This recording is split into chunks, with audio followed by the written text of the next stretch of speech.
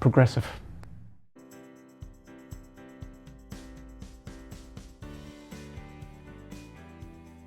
Hubert Fitzpatrick, 1 month out from retirement from the Construction Industry Federation.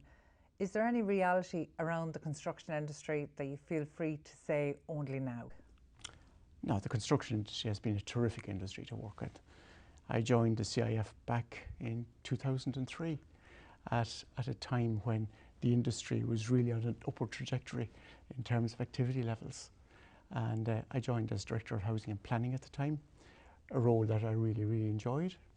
In fact, in 2003, the industry was really growing. I mean, we were heading for up to 90,000 houses to be built in around 2008, 2009. The demand for construction services was very, very strong right across the country. So it was a terrific industry to be in. But I suppose my career with the industry has seen it go through boom and bust and closure, through either recession or infection, for that matter. So it has been a terrific industry to work in, and I've enjoyed it thoroughly. When you were starting out in your career, is this where you saw yourself, in a position where you would be responsible not just at the helm of such an important organisation, but one that represents so many quite disparate groups at a really critical time for delivery on the ground? I think when you're starting out in your career, you have no idea where you're going to end up at all. I did my Leaving Cert back in 1978 at the age of 16, and at the time was actually drawn to a career in the public sector. And I actually joined local government, and my first job was with Dublin County Council back as far as 1978. And it was only a short time there, a matter of weeks, when I realised, hold on, I better equip myself with a bit more qualifications and criteria here in order to progress within the system. The advantage of the local government career is that there was great career progression opportunities in it. There was a great grading structure in place where you could clearly see how you get the top job in local government. So from joining Dublin County Council in 1978, I worked through, I think, 10 local authorities across the country over the following 20 odd years, working in areas such as, be it roads, be it housing, planning, finance, environment. I was town clerk in Trim Town Council in my earlier days, which is like a one-man show dealing with all aspects of local government in the town. But it gives you a great realisation as to how the overall system works and how it ticks and the influence it has on communities moving forward. But I suppose I had in my career, I said I'd like to get the top job in local government, to get up to the level You knew that early on? To get up to the level of assistant chief executive or chief executive at the time. So I worked in counties like Dublin, Monaghan, Cavan, Meath, Longford, Laois, Louth, Wicklow, and when I got to Wicklow County Council back in 2001, I kind of said, well, I've 20 years done local government here. Am I going to spend the next 20 years working in local government, or do I want to try something different? So, but you would have been very young, having spent 20 years in local government by virtue of having started at 16. The day that you and I are sitting down having this conversation, we're only a week after the Leaving Cert results and the CAO offers, and I know while my family's past that stage, many of my friends had their young adult sons and daughters receiving their college offers and things like that. Not one of them have said, I really fancy a career in public service. It's not something you hear from 16-year-olds or even 18 and 19-year-olds too often. Where did that come from? Where did you grow up? I was born in Cavan, in a place called Ballyhaise in County Cavan. I suppose my father was a public servant and part-time farmer, so we had a small farm at home, and he worked with the Health Services Authority. And I suppose I was familiar with the structure at that point, and that influenced me to look for a job in local government at the time. And so I could see the future there. But I quickly realised then that if I wanted to progress, I could not wait until a job would come up in my local area or a promotional opportunity. You had to seek it out, and you had to be prepared to move. And that's what prompted me moving throughout my career. I was very, very lucky in that I met my wife, Deirdre, when I was working in Trim, and she was from Trim. And I suppose I've extra lucky that when I'd explained how I'd like to see my career develop, she was prepared to move with me. And so she was working in the bank at the time.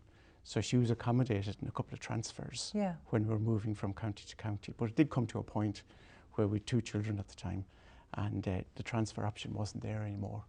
And she sacrificed her career to support me and to enable me go and develop my career out, and that has been wonderful. That sounds like a strong partnership, that you were both looking in the same direction. It was great. It was great, and it certainly worked for me, and for that I'm indebted to Deirdre for doing so. But I suppose then we came to a point, we had 3 children, and we were living in Wicklow at the time. And I was at a point of saying, am I going to move again? And Deirdre quite rightly said, no, this is a lovely place to live. Yeah. We're not going to move the kids anymore. I'll stay here. You can move if you like and come back home at weekends. Yeah. So that enabled me just reevaluate the direction of my career at the time.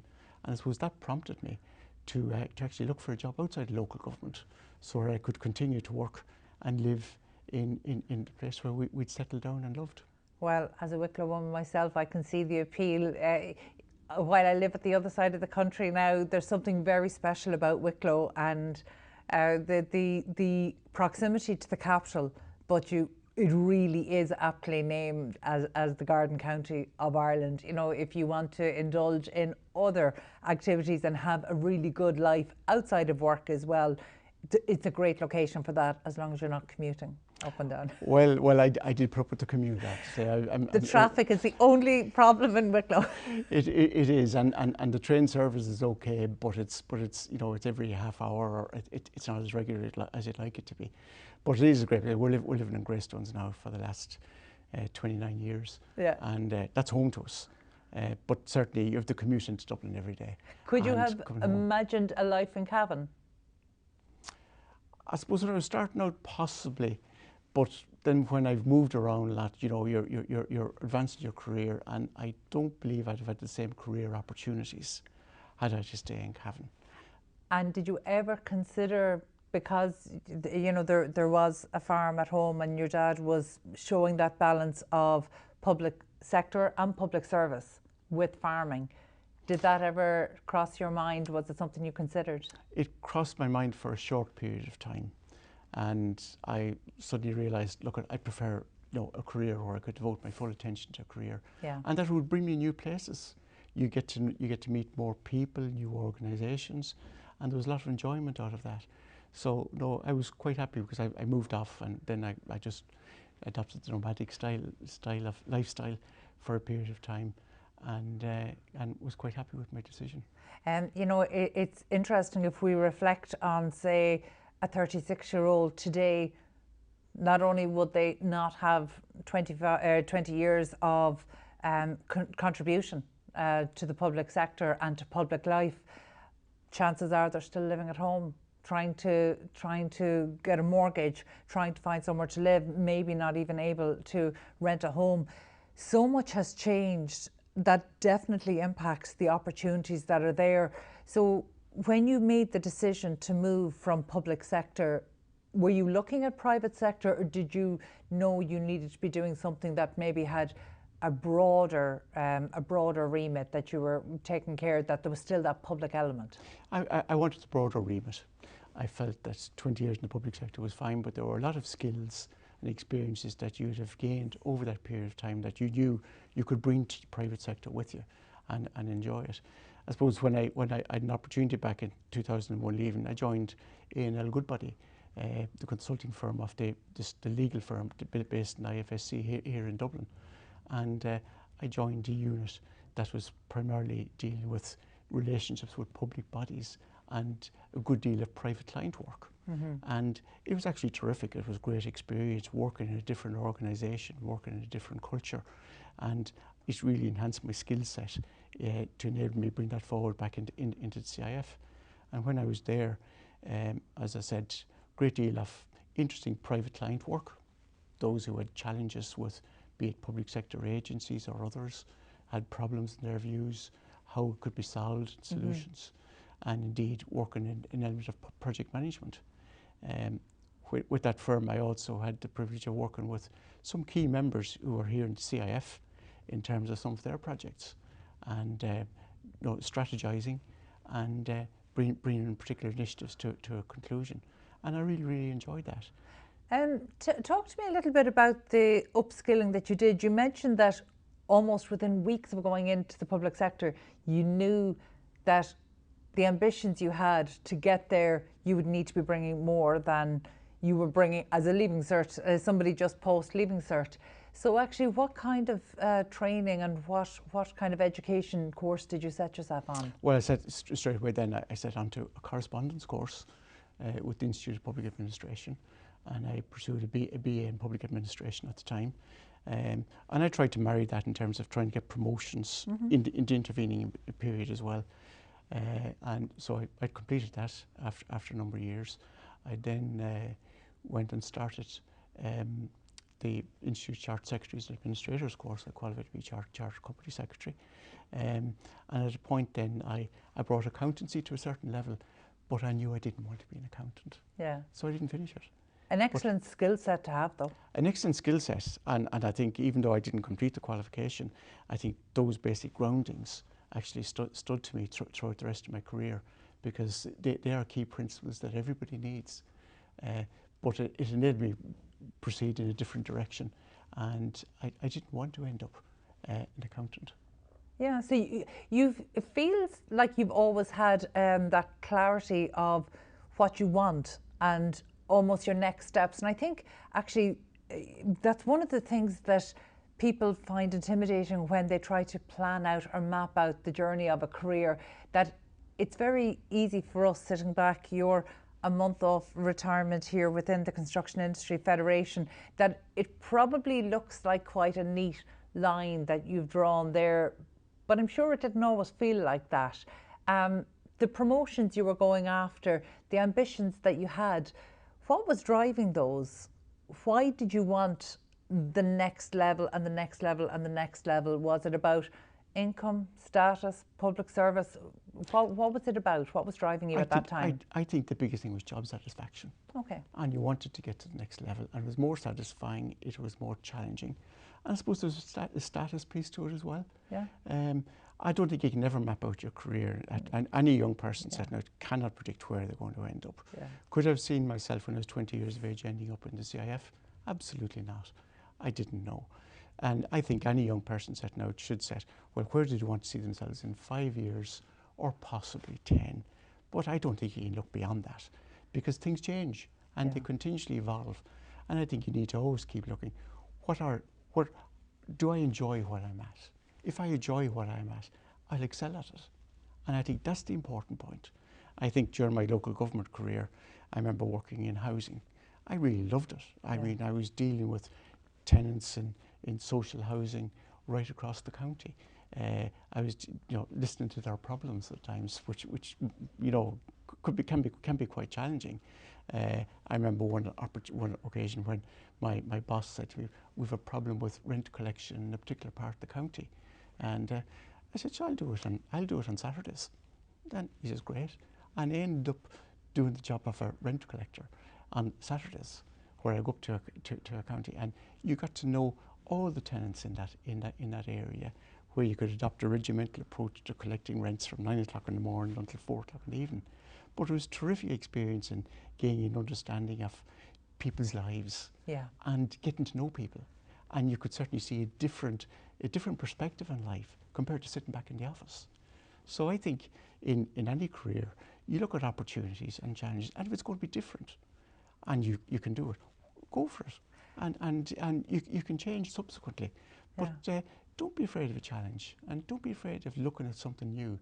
And it's always satisfying. And if you realise you don't like it, you'll have learned something out of it, and then you can see about changing.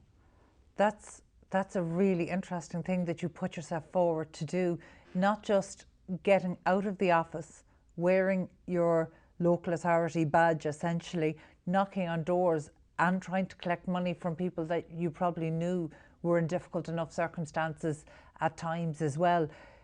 You obviously don't have a problem putting yourself in uncomfortable positions. No, I think if something has to be done, it has to be done. The worst thing you can do is not face up to it. And, you know, and when you feel yourself that you have the ability to do it, go do it. Do it. And what did you learn? Because that must have been a very different experience than everything that you were used to doing in your day job Monday to Friday. So when you started to go out to those doors and meet people and meet families in their own homes, collecting the rents from, what did you learn about how they were living, how they were using council properties, what they needed in terms of placemaking that you might not have found out in your office? You saw the human side of people. You could see the families and how they evolved. But I can clearly remember going to certain doors I go to, the door would be open, you go in, they'd have a cup of tea sitting on the table and a bun, and they'd ask you in.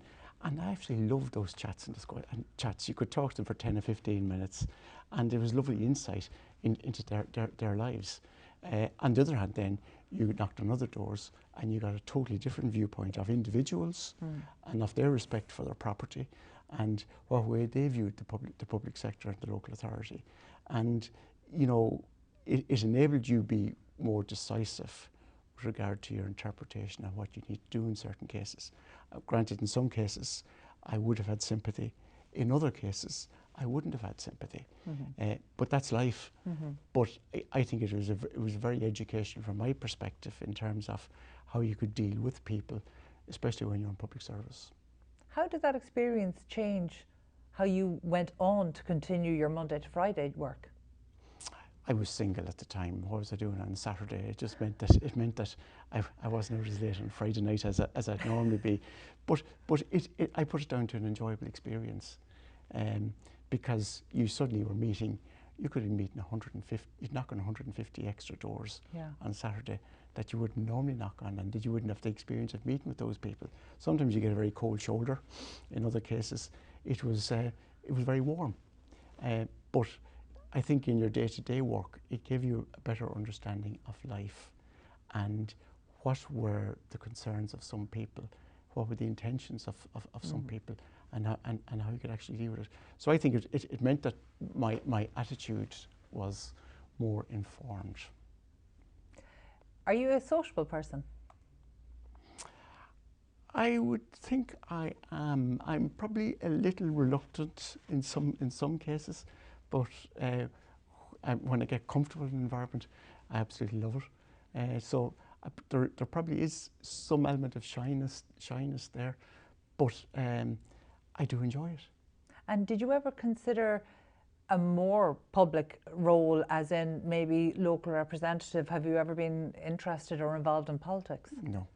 No, I'm totally neutral in politics. I suppose from the age of 16, I was working with politicians. So it was very different. Well, number one, it was prohibited. You couldn't engage in both. But I had absolutely no interest in politics.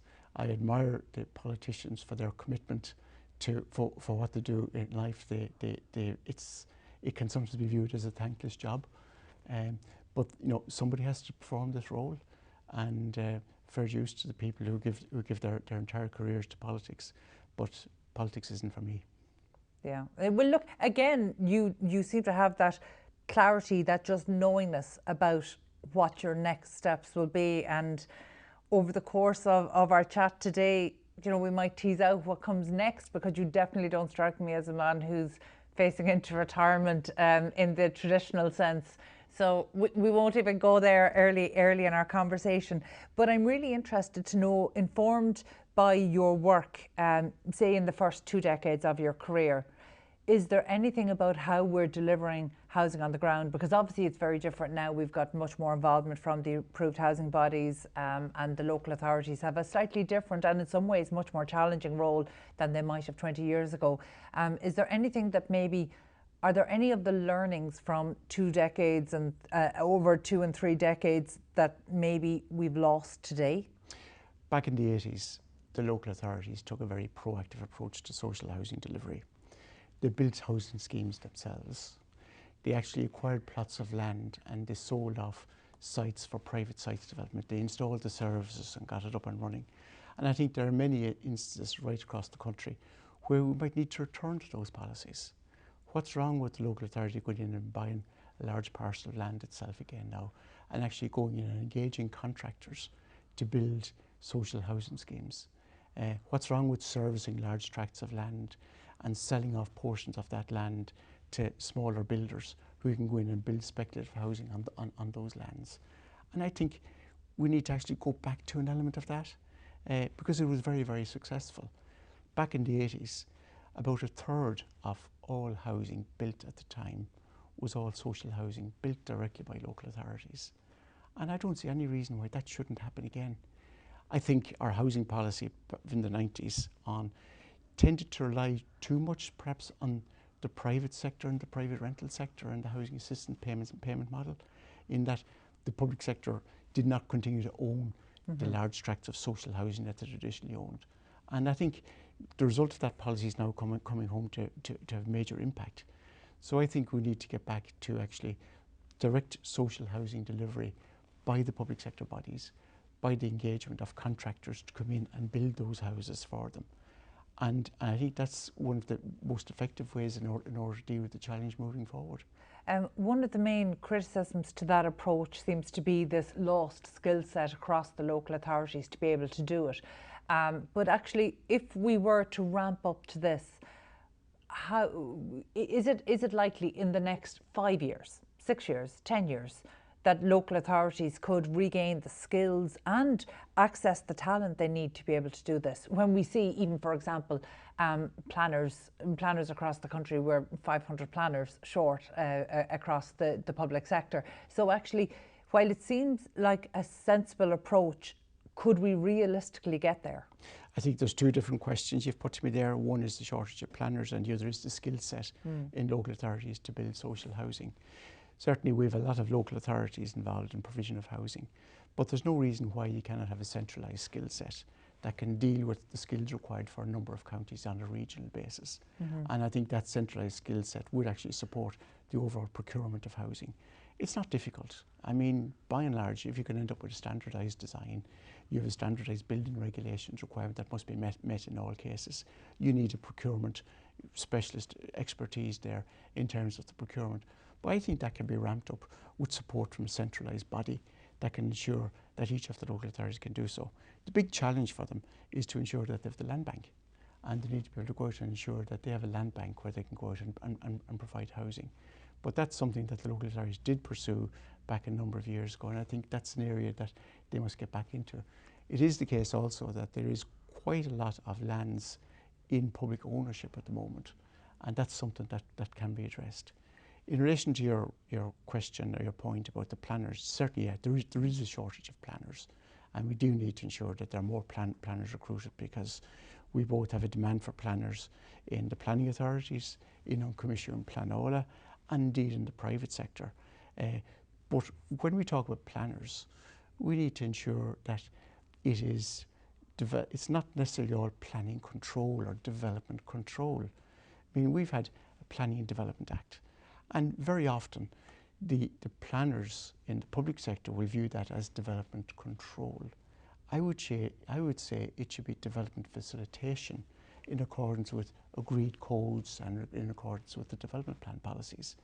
So it's not just about what shouldn't be built or why it shouldn't be built, but it should be more, well, how can it be built and what improvements can we bring about? Because there should be a presumption in favour of development where the colour is right on the development plan, where lands are zoned. There should be a presumption, well, we should be seeing how can we make this work, as opposed to in what can be viewed in certain cases why it can't work. So I think that's a change in mindset that we need to follow through on.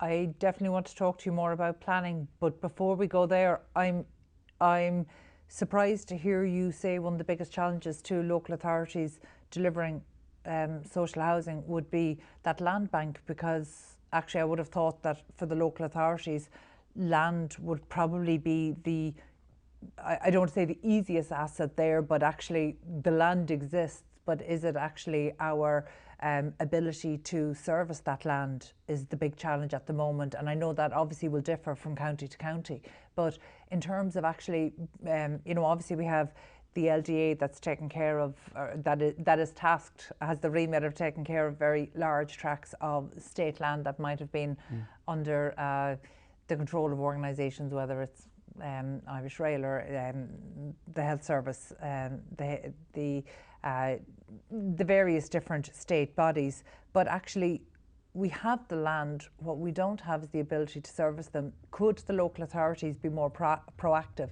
in servicing that land, and even as an interim step, making service land available? Well, you know, with the establishment of Irish Water, it's a separate state agency compared to local authorities. I mean, 30 years ago, the local authorities dealt with all that themselves, but they're very much subject to, you know, the funding and the project approvals by Irish Water. The big challenge is infrastructure at the moment, and we did reference, you know, lack of water, lack of energy, and lack of transport. We really need to see a situation where all lands that are zoned in development plans should be capable of being serviced and constructed upon within the lifetime of the plan. And we all know areas where land has been zoned for maybe 20 years and it cannot be built upon because it didn't have the required services. So we do need a programme of works whereby you've Irish Water and the local authorities and the transport providers working hand in hand with one another to ensure that all those lands can be developed within the time frame set out in a development plan. And it is a big challenge. There's a big funding requirement there, particularly for Irish Water. And because that's a major arm of our work in the Federation over the last number of years, where we've been proactive in saying to government and saying to Department of Finance, Department of Public Expenditure, that we needed major funding allocated to the likes of Irish Water to ensure they can deliver the programmes that are needed, the length and breadth of the country, on a regional basis and on a citywide basis, because we have not had the funding and infrastructure to match the growing population that we currently have. We now have the fastest growing population in Europe. We're now in excess of 5.4 million people, but we haven't actually kept pace with population growth and infrastructure provision for the last 20 years. The National Development Plan as revised, obviously that's taking in multi-annual budgets. Does that go far enough? Is that forward-looking enough, or are we still only looking at 5 years instead of 15? Well, certainly in the Federation, we've welcomed that last announcement by the ministers. It's great to see the funding provided, but we need now to see the sectoral plans. Each government department or sector is to produce its plan, hopefully by the end of September or early October. And within that, then we need to see the projects named, because it's only when the projects are named that we can see some element of certainty coming about to where lands can be serviced and infrastructure provided. So I think the commitment is there now from the current government to fund the long-term infrastructure requirements. There's an acknowledgement there that infrastructure has to be supported, because without that infrastructure, we are not going to be able to sustain the employment creation that we need to provide. We are not going to be able to sustain the growing population we have in terms of housing and accommodation needs. We need to provide schools, we need to provide hospitals, and we need to operate with a level of ambition that we are actually providing services for 20 years' time rather than the next 2 to 3 years where services are now at a critical stage. And I note that that is something that was very well represented in the CIF's pre-budget submission that was published earlier this summer, and it's something that's very important that we start to take a long-term view of infrastructure. And it feels like with the appointment of, or certainly the responsibility given to Minister Jack Chambers in terms of infrastructure, it does feel like there's a different focus, a new focus on infrastructure delivery. But in a way, this requires us to circle back to planning and the conversation you and I started just a few minutes ago in terms of our planning process. Let's step away from the lens of looking through the lens of infrastructure for a moment. Let's just look at planning and development. You referenced the new planning and development bill. Given your background and your knowledge, not just through the local authority, but on the ground as well, of maybe where the challenges were in terms of planning, because as you rightly said, the construction industry delivers when planning has been granted. So actually a condition for delivery is that planning is granted. On that basis, the new Planning and Development Bill Act now, does it go far enough? If you were starting from scratch, if you were starting from a nil playing pitch, you'd have a totally different Planning Act than you currently have. But we have to acknowledge the constraints that were in place and the constraints that exist on government in terms of putting that bill into place. It is an improvement, but nevertheless, there are still so many different consultative processes to take place with regard to any development that's planned. I mean, we have so much consultation when a development plan has been framed. We have so many opportunities for public consultation during the plan making phase, and that we still have public consultation when the individual projects are being applied for. We've consultation taking place when there's an appeal process there. And there's lastly the opportunity for judicial review in respect of those projects. And there are times you would say, is that level of consultation actually required? Could that have been streamlined? Could you have reduced stages in terms of the overall process? With the result that I do feel now we need to look at strategic infrastructure that the country needs, and how can we streamline that planning process where we recognise the public good, the public requirement in respect of this key infrastructure, and can we ensure that we can actually deliver that infrastructure within a reasonable period of time, rather than have some projects caught up in a consultative process or a judicial review process for perhaps up to 20 years. So we need to shorten the overall time frame within which this key infrastructure can be provided. And if we do that, we will have an industry there that is well able to deliver it. We will have an industry that's geared up to projects coming on stream at a certain stage. They will have the resources. They will be able to compete actively to ensure that project can be delivered. And we as a country then can benefit from that infrastructure. We've had the export side of the construction industry grow at a far faster pace than the domestic side of the industry. One has to say, why is that happening? It's because there aren't the opportunities here at home in Ireland. And we need to bring greater certainty to that project delivery time frame to enable the industry grow for the benefit of Ireland Inc., rather than have it exporting services to other European countries. We've had some contractors who have had to transfer some of their skilled workforce to the UK because they hadn't a pipeline of work here in Ireland. That shouldn't be the case. So, I mean, we had a meeting with Minister Chambers and Minister Donoghue last week in relation to our pre-budget submission, and we had a very positive meeting.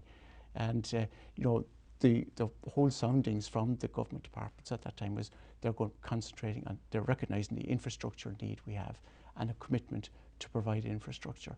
So let's hope now with the new 10-year development plans that are going to be provided for in the new Planning Act, that we will now have programmes of work by the major infrastructure providers to ensure that all the land that's zoned for particular uses can be developed within that time frame. If we have that security for all elements of the industry and the planning process, I think we will end up working in a lot more straightforward environment. But at the moment, the riskiest part of any project is the whole planning phase. I mean, the risk is minimised when you get to site. When you get to site, the planning has been addressed with. At that stage, the funding issues will have been addressed, and if we've confidence that the water and the transport and the energy are all there in site, we should be able to see activity on the ground, and the industry will have the capacity to deliver it. I think it's very. I appreciate that you've so bluntly said if we were starting to achieve the same aim today, we wouldn't end up with the Planning and Development Act that we have, and I think that that's a reality. But that seems like a really bad reason to move forward. Does this mean that we're moving forward with a policy like the law of complex systems? You can't really simplify a complex system. For a complex system to work, it has to be a simple system that once worked, as opposed to taking such a convoluted system like our planning and making it compactly more convoluted. Is that really solving the problem, or is that just pushing the problem down the road? No, I think, we have now a new Planning Act in place. It was a long, complex process to get that through the Oireachtas. We've recognised the constraints in the Oireachtas in respect of delivery of new legislation. There are changes within that regard to the rights of people to take judicial reviews, the process that have to be governed in respect of that. I think that's all positive. The fact that we've moved to 10-year development plans is all positive. The fact that the Minister for Housing came out recently and articulated a 50% headroom in respect of zoning of lands for new housing, that's all positive. That's a big change from where we were years ago. So let's go positively, saying here's a new era where we're zoning lands with a 50% headroom. Let's ensure that we have all the agencies adequately resourced to provide the infrastructure required. We've got that message clearly from the Minister for Public Expenditure and Reform, where the funding is going to be made available, and let's see that delivered. So we certainly look forward to the budget 2026, which is only delivered in about five weeks' time, and we just like to ensure that those budgetary provisions are in place in respect of key infrastructure, that we've the commitment to multi-annual programming, and that we now can rely with some confidence that these projects are going to come to fruition and come to tender stage. And I know our civil engineering contracting sector, I mean, they have plenty of capacity to deliver all this key infrastructure, and there's no problem with delivery. We do see commentary coming from various government departments that the industry's at capacity. We disagree totally with that, because we will say is all the industry needs is certainty of pipeline, and the industry will deliver. I'm notwithstanding the comments you just made around the export of construction, because people haven't seen that pipeline, the reality is that some of these policies will have come too late, and I'm glad that you're keeping your positive hat on. But I will say that after the revised National Development Plan budgets were made available and we publicised those, I actually got a call the next day. I got a call from 3 different developers / home builders, and one actually, very particular one in County Louth, said, "That's no good to me. I've just finished phase 1 of a scheme. We barely got the connections we needed.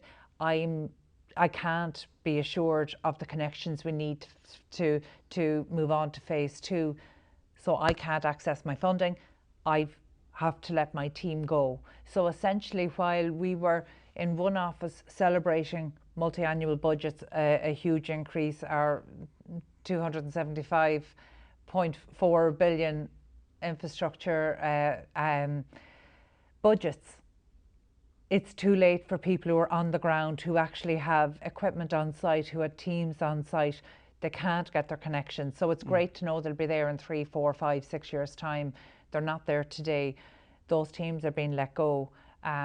We know that some of the main contractors that have pursued work outside of Ireland, the reality is if they become very good at delivering that work in a very efficient way, and that becomes a very strong profit centre for them, it would be difficult for them to shift the focus back to the Irish marketplace.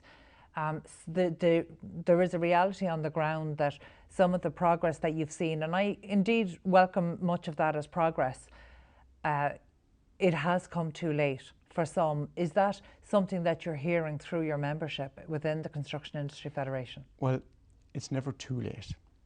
What I would say is, every government decision or government action takes time to have an impact on the ground. And it would be unrealistic of us to think that a government decision 3 or 4 weeks ago is going to have an immediate impact tomorrow. It won't. But if we have, commitments and assurances that the impact of that decision is going to have services on the ground in 12 months' time or 18 months' time, that's as good as is possible. There's no point in promising the impossible. Any government initiative takes time to have an impact, and I think we need a sense of realism in respect of that. But let's see where, in terms of zoning lands, surely there are lines where it's easier to service land in some cases than others. Let's see the zoning decisions that will come forward over the weeks and months ahead, where plans have to be varied before the end of the year, providing for up to 80,000 units to be provided on an annual basis. And surely some of that zoning should reflect those areas which are easier to service, so that you can get some short-term benefits in respect of those decisions. But at the same time, we have to marry with Irish Water or Uisce Éireann, what are the longer-term projects that are required here? Yeah. Let's ensure that the projects that Irish Water or Uisce Éireann must deliver, that they're not subject to any unnecessary judicial reviews that are holding those projects up. And how can we support them? And indeed, can we come out on this? What are the strategic projects that the country needs that they have to have? Yeah. And can we actually deliver them faster? Can we give certain planning exemptions on some fronts in respect of those projects? I appreciate fully that the requirements of EU directives have to be complied with, but maybe we don't need the Rolls-Royce version of compliance with those directives. So we need, well, what are the minimum requirements of adhere to in respect of those directives? So and let's move forward on that basis. There is an infrastructural committee set up within the Department of Public Expenditure and Reform now to look at the whole concept of infrastructure delivery. And there's an experienced team of individuals brought in to advise the Minister on this front. Their recommendations are due out in the next couple of weeks. And I would hope that they will come forward with recommendations that will actually ensure that pumping stations can be delivered more effectively, ESB substations can be delivered more effectively. If you need a water or wastewater treatment plant extended, and even existing area already designated for that can be done relatively quickly, so that we can see progress on the ground at a much faster pace than previously. Because it's only with that cooperation, that change attitude, that we will really see the revised housing targets being delivered, because they are a challenge, but that challenge can be addressed when we have the commitment of all the players to ensure that everything ties together at the end of the day. And we also need to bring the people along with us. You touched on judicial reviews. I think environmental sustainability has derailed part of the social sustainability conversation that we need to have about what society needs in terms of infrastructure to be able to deliver new homes, to be able to deliver, and almost that there's a line drawn between the two that shouldn't be there. We should be thinking much more holistically. But for your members, I'm conscious within the Construction Industry Federation, you have members right across Ireland. Are they feeling the benefits, are they seeing opportunities right across the country, or are we still only seeing pockets of opportunity across the main urban centres? There are limited opportunities at the moment, and that's the big challenge for the industry today. In that, we've seen the capacity of various infrastructures such as water and transport all utilised over the last 10 years. Whatever spare capacity was in the overall networks some 15 years ago, that has been utilised. In fact, we are now facing the real challenges that were posed by the shutdown that we had with the crash some 15 years ago. The result of that crash, we had no capital investment. We had nothing spent in terms of provision of services. And we've had a growth of population which far exceeded the European average. But we've utilised all that capacity without providing the capacity that's required for the next decade, for the next 20 years. So we really need to play catch up. We can't afford to sit still, because if we do, we are going to lose job opportunities. We are going to lose our competitive edge. We are not going to be able to provide the housing that we need to cater for a growing population. And we have that commitment now from government. I mean, the announcement last month was a very, very welcome announcement. It's a substantial increase in funding. But now just let's see the sectoral plans that are going to come through, and let's see a proper delivery mechanism being put in place to support that.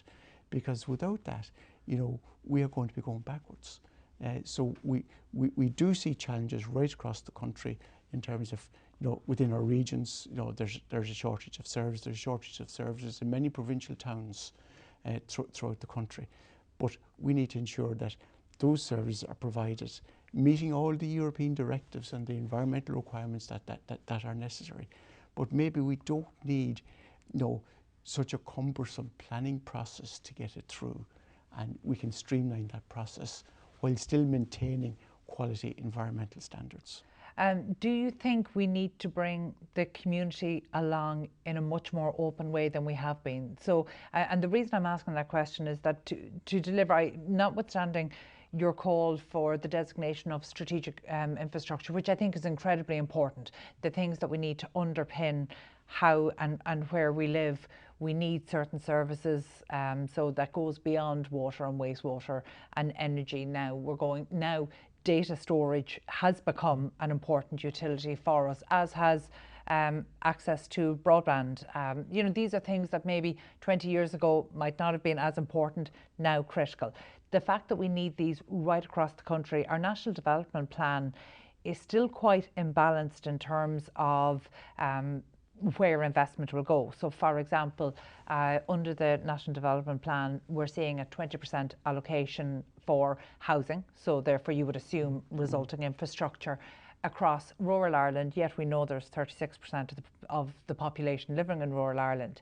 And I'm conscious of your members who might want to be delivering homes, albeit at a smaller scale, but in our regional towns that actually are seeing something of a renaissance since COVID, as we've seen more people being able to choose where they live and work with remote working.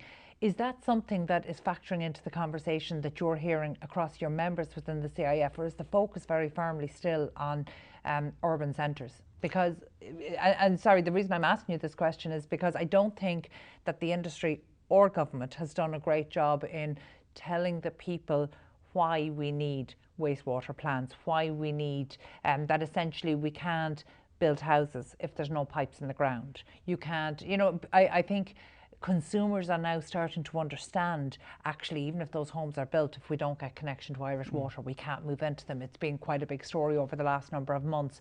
We have seen similar with ESB connections. We've seen that across developments that approved housing bodies are kind of waiting to essentially that the homes are built, but they can't be made available for the people. And I just wonder if we explained to the people why we need to build what we're building, where we're building it, would that bring people along so that we're not talking about lessening the amount of public consultation or community engagement, but that almost we're taking a more democratic approach, bringing people into the process at an earlier stage and letting them know this is the way we plan for our area to grow. This is what's going to happen over the next 20 years, so that people understand, okay, there is going to be a need for further treatment plants here. There's going to be a need for maybe 300 additional homes here. So therefore there's going to be a need for perhaps extra healthcare and education. Do we need to do a better job of demystifying what we're doing within the industry for the general public, so that we aren't meeting these walls of resistance? I suppose we bring it back to the first publication of the National Planning Framework. And the National Planning Framework, back about 8 years ago, set out where the population should be distributed right across the country. And the intent of that was to ensure that you got balanced regional development. It sought in some cases to ensure that a lot of in their view, the excess growth of the Dublin Mid East region should be reallocated around the country. So that there was an attempt at doing that back some years ago. The problem with that National Planning Framework is that it totally underestimated the level of population growth we were to experience during that planning framework time frame. Those figures have now been revised, and the intent is to ensure that you get balanced regional development. And yes, you know, there are a lot of public messaging required, you know, right across the country when this is at planning stage. And that's really a function of our planning system and our forward planning system at the development plan stages. Because if you're zoning lands for particular uses, that means you're going to need services. And I suppose we need a proactive approach in ensuring that that's communicated within the affected populations. Generally speaking, we hear from objectors more so than supporters. Mm-hmm. By and large, supporters are silent in respect of projects that are coming to their local area, and it's the loudest voices come from the objectors. But we do have a process there for handling that. Mm-hmm. And let's ensure that process is streamlined. It is important that they have their say, yes, and we must ensure that third-party consultation is not, you're not depriving the rights of third-party consultation. But let's see that it is developed, that it is it is appropriate that it is those that are directly impacted by the development rather than those that have no interest now whatsoever. Yeah. We've had instances where somebody from Donegal could object to something down in Kerry, and they're not directly impacted by it at all. The form of what they call locus standi, that there's a direct relationship there. But get confidence that, you know, somebody who's directly impacted, yes, they have their say, but there's a realistic time frame here within which that can be dealt with. And I do believe that some of the controls that are now being introduced in the Planning Act in terms of that type of process will actually support the system to ensure that it can be streamlined and brought to fruition quicker. Yes, there are demands right across the country in terms of services. We do have small towns where, you know, they need extensions to their wastewater treatment plants. They need an improved water supply scheme. And those towns haven't progressed the way they could have at all because of lack of capacity. And we cannot forget those towns. So we need to ensure that the services are provided on a regional basis, and also that all those regional locations are, you continue to have investment in those regional locations to maintain their attractiveness for people to work and live in them, and that we can create job opportunities in those areas as well. Because it's not always about having jobs at the centre. I mean, all the regional locations have their own attractiveness and their own reasons why people want to set up business there. Yeah, absolutely. And in fact, if anything, this brings us almost back to your earlier point about planning, that it can't all be about planning control, that it has to be that forward planning element, so that people know what to expect, that we are setting out what we see to be the common good for this area, and that people understand what to expect over the coming decades, not just the length of the next political cycle. But I suppose that's taken us ever so slightly off track to the main issue, the main theme that I want to talk to you about today, which is leadership. And it is so clear to me that you've been in a position of leadership across different sectors, and so you've been able to maybe have a perspective that others might not have. Can you explain to me the difference, they say, in terms of being able to show leadership in the public sector as opposed to maybe trying to do the same across the construction industry, when even today I'm saying the construction industry like it's one homogenous group, when we know it's made up of so many different SMEs and large organisations and a couple of PLCs, all with different interests. Talk to me about the difference there in terms of how you as a leader have to approach that. Leadership, I think, is all about seeing a challenge and how one can actually address that challenge to produce a solution. And it's not always a case of presenting problems. There's no point in presenting a problem if you cannot say, well, here is a way that this can be resolved. And within the industry, we're a very, very broad church. I mean, within the CIF, we have main contractors, we have house builders, we have civil engineering contractors, we have specialist contractors, mechanical, electrical contractors. And very often, you know, their requirements can differ. So we need to have a structure in place to ensure that all the concerns are heard and that we actually come with a consensus as to what is ultimately better and most appropriate for the entire industry. And within the Federation here, we have a structure where we have a number of policy committees established under various areas. And those policy committees have representatives from all sectors, including regional or branch representation. And the whole idea of those committees is that is where the cut and thrust of the varying views can be articulated and where a consensus can be arrived at. And that then ultimately is presented to our Executive Council, or our executive body, which again consists of representatives of all the sectors in the region. And that is formal industry CIF policy. But you do need to have an environment whereby each sector or each grouping of people with different agendas can actually articulate their view, an opportunity to form where that can be teased out and see where a consensus is arrived at. Because it is much, much better for a consensus to be arrived at within that group than have somebody else determine it. So, you know, it's a case of, you know, come up with a solution oneself. And I'm delighted that the federation structures work very, very well in that respect. I think the CIF is unique in Europe in that, you know, it is the representative body for the entire industry. In other countries, we have representative bodies which are purely for the contracting sector, or purely for the housing sector, or purely for the Mechanical and Electrical Plant Contractors Association.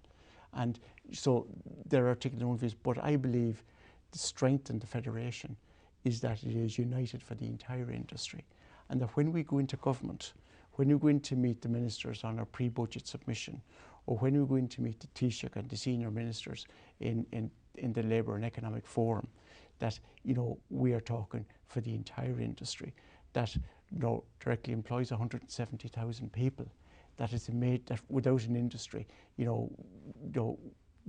government is dependent on the industry for providing all the key infrastructure. The economy is dependent on having a good, credible industry and a viable, sustainable industry. But we need to have our own structures in place to ensure that we remain a credible voice. We did recognise back a number of years ago that we needed further regulation within the industry.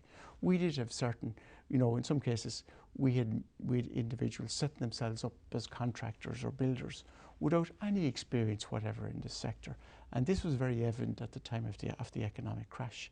And within the Federation here, we said, well, we need a greater form of regulation. We need a register of competent builders who would actually be the only ones who would be authorised to undertake works on behalf of any other individual. Mm-hmm. And I think that was a lot of foresight at the time, because we were listening to our members. At the same time, we were listening to the community, we were listening to the public, we were listening to all the reports of poor workmanship that was coming through. Something that the industry, certainly the CIF, is not proud of, because the CIF is representing professional, competent builders right across the board who actually do their research, they do their due diligence, and they carry out the work. And this was damaging the good of the industry. So, at the time, we did put forward the role for a voluntary register of builders that would ultimately become the statutory register of builders. And it was back about 2014, we actually formulated that with government. Government thankfully said, yes, this is a good approach. Mm-hmm. And we've worked for the past 10 years in operating a voluntary register, Construction Industry Register Ireland at the time. And it's only within the past 2 years that the legislation has finally been passed that will allow that be put on a statutory footing. And yes, thankfully, the Minister for Housing saw fit to appoint the CIF, the Construction Industry Federation, as the registration body. That, in my view, is a vote of confidence in the CIF, mm-hmm. that it's doing the right thing here, that it can operate professionally, that it is operating responsibly for the good of the wider industry, and we're moving forward. But it is having our structures in place within the Federation that could actually come forward with suggestions of that nature, and that's the right thing to do. And it is an issue for the wider industry. I mean, there's going to be a full registration requirement put in place. There's going to be a requirement for continuing professional development in respect of all the competent people employed by the industry moving forward. And we would hope that that register will give confidence to the general public that when they go to recruit or retain a contractor or a builder to undertake works on their behalf, that they're recruiting somebody who has the competency to do it. And that is a positive move going forward. So I think within the Federation, we need to be continuously looking at the outer environment and our own environment and say, where is the industry to move in terms of next step? And always look at further professionalising the industry to ensure that it's an industry we're proud of. Yeah, I think that's a really important point, because we know that the industry of the reputation of the industry is damaged by those who are not operating in line with the standards expected. And actually, that's not something the industry wants. Because, and in fact, I think it's something that was just maybe, I don't want to say a hangover from the crash, but there was a certain amount of that. And I suppose it raises one of my final questions for you today.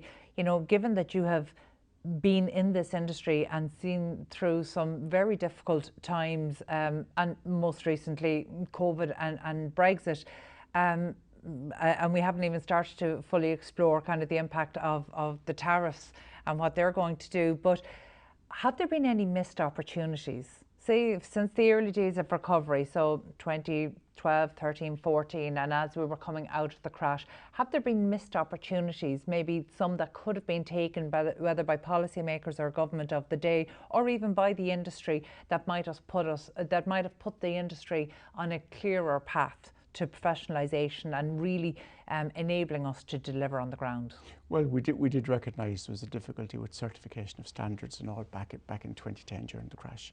And we did proactively work with the Department of Housing at the time on the introduction of the BCAR, the Building Control Amendment Regulations, and the whole issue of competent builders, the issue of assigned certifiers, inspection regimes that had to be complied with in terms of moving forward. And I suppose that BCAR approach changed the whole culture within the industry in terms of responsibility of subcontractors in respect of works they're doing, responsibility of designers and subsequent designers in respect of what works they were designing. And it brought a focus on, you know, responsibility for their element of the work that was being undertaken. It also brought in a code with regard to, you know, purchase of materials or supply of materials that have the proper design criteria and that they're fit for purpose, you know. So that certainly has moved. I'd have liked to see the registration of builders move a bit faster than it actually did. It has taken 10 years of a voluntary register to get to statutory, but we'd be hoping that that could become statutory within the next 12 to 18 months. But if you look back at missed opportunities around 2012-14, I know we had an economic crash. I know that we had major problem with funding at government level, but it's a pity we didn't invest in the infrastructure back all those years ago. I mean, unfortunately, during our crash, capital investment stalled. Yeah. It just stopped. And that's what we're paying the price for today. And had we to have, you know, had we be able to continue to invest in infrastructure at that time, we could have sustained an industry throughout that crash. I mean, employment levels in the industry just fell. I mean, activity levels fell to an all-time low. House building dropped to about 7,000 or 8,000 units from 90,000 units. There were no new water schemes, there were no new road schemes. And had we to have the funding and the capability of continuing to invest in infrastructure then, you know, we would be actually thriving today. There would be no difficulty in meeting all the requirements of foreign direct investment, no difficulty providing the housing opportunities that are needed. So we have to play catch up. We have a strong economy today. We are in budget surplus. You know, we have a government now that has been putting some money into the rainy day fund, so in order they can cater for the future. But let's ensure we protect our capital envelope moving forward, that we can continue to invest in infrastructure through thick and thin, through the good times and the bad times. And if we do that, it means we will not be subject to such cyclical variations within the industry, and it won't be all boom and bust. Because many of our members will look for a balanced portfolio. They will want to balance the construction work they do between private sector and public sector. And if we can guarantee capital investment throughout any period of recession, it will actually support and protect the industry, but it will also mean that we as a country can deliver on all the infrastructure requirements we need as a country moving forward. And I think that's one of the biggest lessons we'd have learned. Yeah, and hopefully we will treat it as a lesson, as in we will learn from it. So in your final weeks with the Construction Industry Federation, as you reflect back on your time, have you achieved everything on a personal or professional level that you would hope to during your tenure?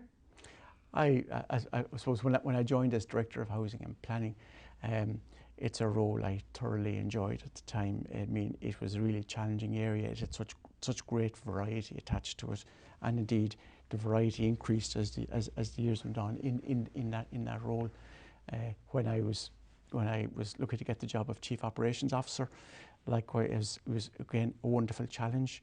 I was only in that job 6 months or 9 months when COVID hit, and we had a total industry shutdown, and you know the industry reacted to that challenge. We had executive council meetings every week during that era. We had a very active safety and health policy committee working actively to ensure we got COVID pandemic operating procedures in place, and the whole objective was get the industry back to work.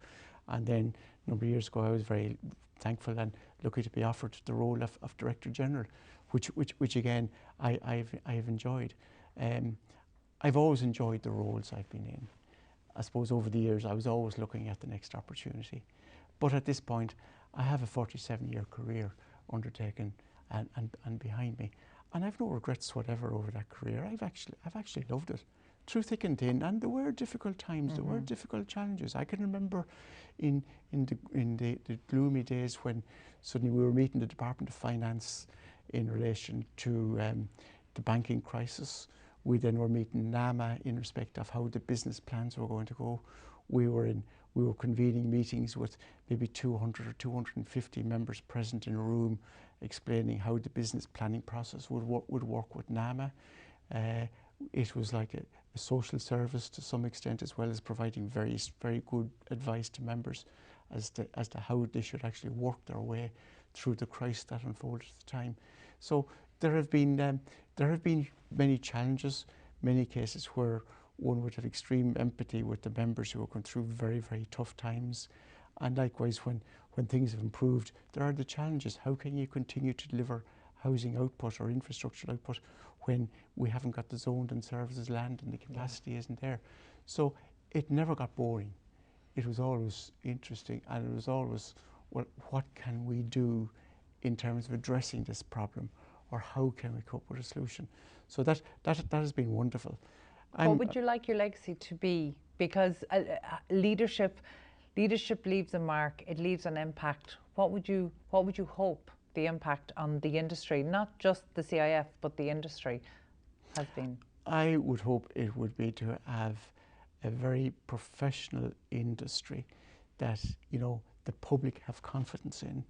And I hope that when CIF is on a statutory footing and we end up with a strong, recognised, credible registration scheme in place, that is one that the industry itself is proud of, and that the country is proud of, and that government is proud of.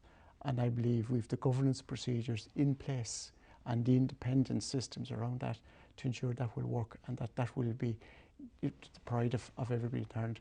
Indeed, our European colleagues in FIAC are actively looking at what we are doing here to see, is that something that might be replicated in other European jurisdictions. When you take off your Director General's hat, what's next for Hubert Fitzpatrick? I don't know, to be quite honest, but it's a new chapter. I'm looking forward to having a bit more independence of my own time. That you know, you can decide to do things just on a whim, that you have the time that you can go and do it. I want to do a bit of travel. I actually really enjoy cycling. I took up cycling about 10, 12 years ago. In fact, towards the end of the month, I'm going over to Croatia, and we're cycling through Slovenia and down to north of Venice. So we're going to do 500 or 600 kilometres over a 5 or 6 day period towards the end of this month, which I'm looking forward to. But, you know, who knows? I'd like to take 6 months, you know, just weighing things up and enjoying the environment and having a bit of time. And who knows what opportunity will arise after that period of time. Well, after 47 years, you definitely deserve a long cycle through Croatia and a 6-month break, and I look forward to seeing what you do next. Thank you so much for welcoming us into Construction House here today, for giving us your time, for being so open about maybe the lessons learned and maybe the lessons we ought to have learned, and hopefully ones that we will show that we have learned. But thank you so much for taking the time to be with us today. Thank you, Carol.